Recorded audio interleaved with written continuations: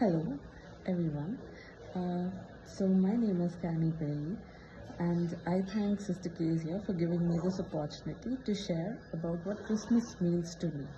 So, I have celebrated over 25 plus Christmases, and as I came to realization what actually Christmas means to me, it was too late. But when I started celebrating Christmas, it was always about this Christmas tree or Santa Claus, the excitement, the gifts, and everything except for Jesus.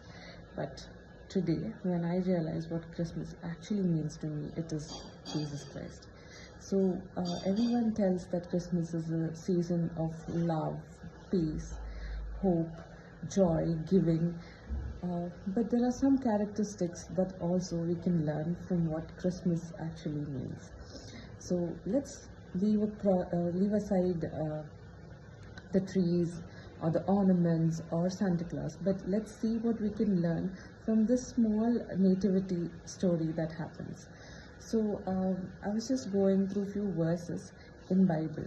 So first, when they talked about Jesus Christ's birth in Isaiah chapter 9 verse 6, it says, "For unto us a child is born, unto us a son is given, and the government will be upon his shoulder, and his name will be called Wonderful Counselor, Mighty God, Everlasting Father, Prince of Peace." So when I was going through this verse, I first realized they talk about a child is born. And I have seen so many animated movies, and whenever a child is born, the king or the queen are so excited that they throw a full blown party for their kingdom. They give them a feast, give them gifts, and all of this. And then it says, "Unto us a son is given." Imagine the joy of having a son who's going to be heir to your kingdom. And government will be upon his shoulder, it says. So when I see it to this verse, it feels like it was about a king or a governor or someone who's very great.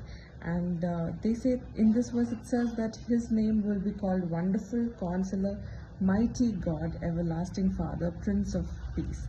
So worldly seeing that it should have been something very great, very magnificent day to be celebrated that Jesus was born.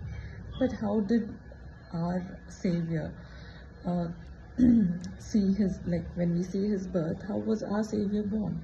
So when we go to the further verses in Bible in Matthew, where birth of Jesus Christ is described in the nativity scene, we see that he is in a humble stable, wrapped in a cloth, in that manger.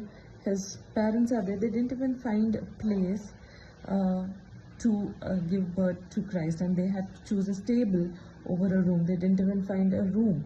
That is what it says.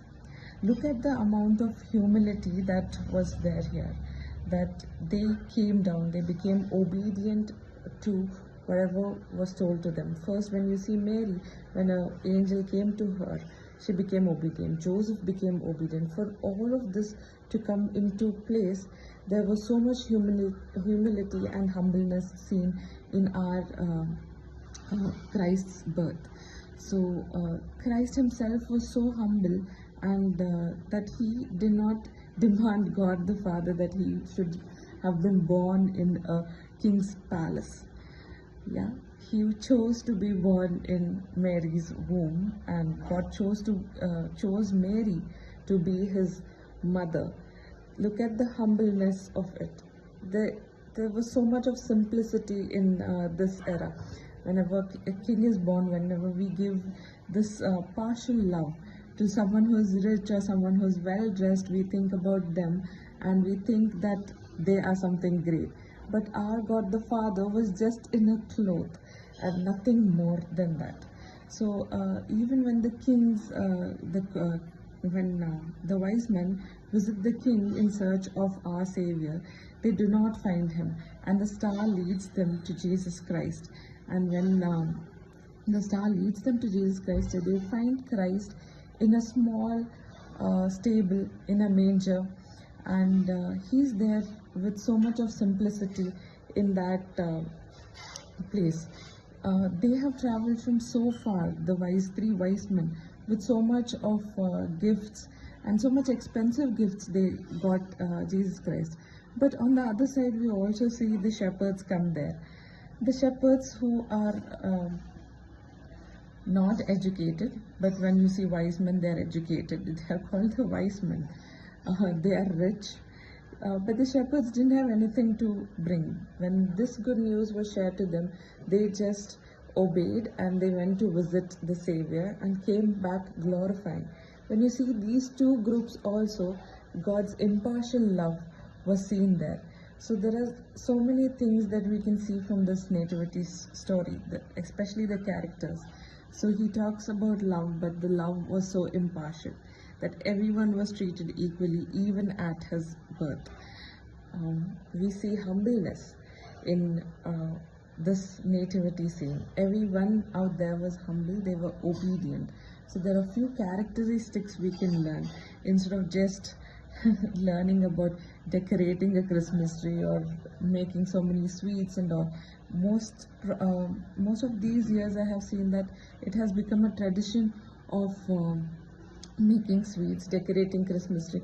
Christmas meaning and the celebration is moved from Jesus Christ to the center point of decorating house, calling guests, living up to the mark. But let's come and refocus ourselves from all the characteristics that Christ has been showing us through this season of his joy and birth.